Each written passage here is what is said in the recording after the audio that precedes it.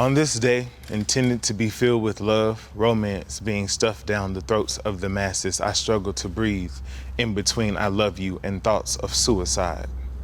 Death ain't always so hidden. He stares back at me alongside shame and accountability while rivers run from my tear ducts onto my bathroom floor. Mirrors have never been good to me.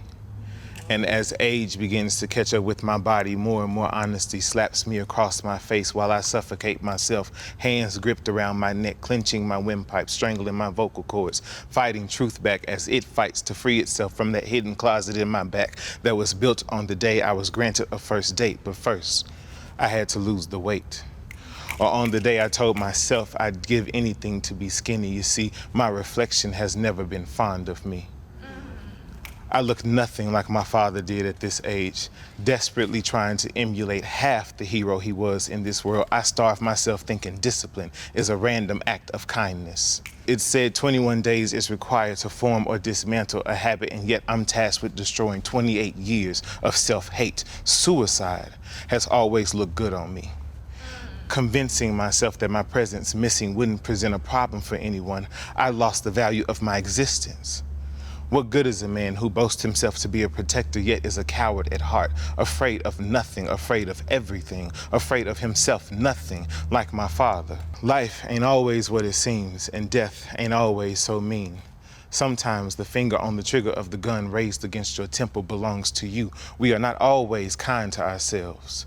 Suicide has always come easy to me, for it alleviates the pressure of my reality. I love everything and every being except myself. Self-hate has always looked good on me. As I worship the beauty of others, as I descriptively detail why every part of your being is perfect, and the sole reason why I believe there is a God above the moon is because he had to have made you. So I just continue to pray my turn comes soon. Until then, I'll hold my breath in your ocean of arrogance and my abyss of self-pity, because it's where lies my comfortability, where I keep my perception of my humanity. I know this place, and it keeps me safe. So on this day, intended to be filled with love, romance being stuffed down my throat from the masses, while I struggle to breathe in between I love you and thoughts of suicide, I welcome death to come in and comfort me. He smiles, for he has returned home.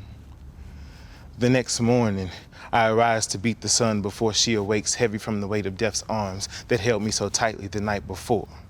Both my angels appear, heaven sent and fire raised, the devil proclaiming you don't have to do anything to die, God confirming you must do everything to live. And then I understood his decision to give humanity free will.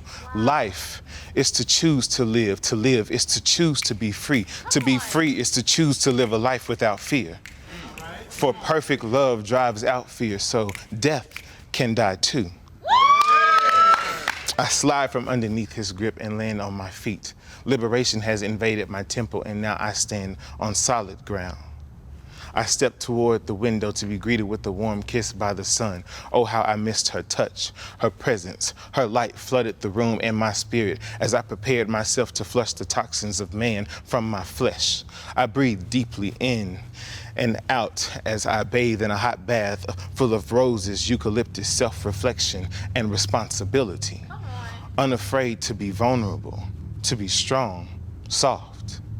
I stand in front of myself, bare, whole, solid, humble, proud, and free.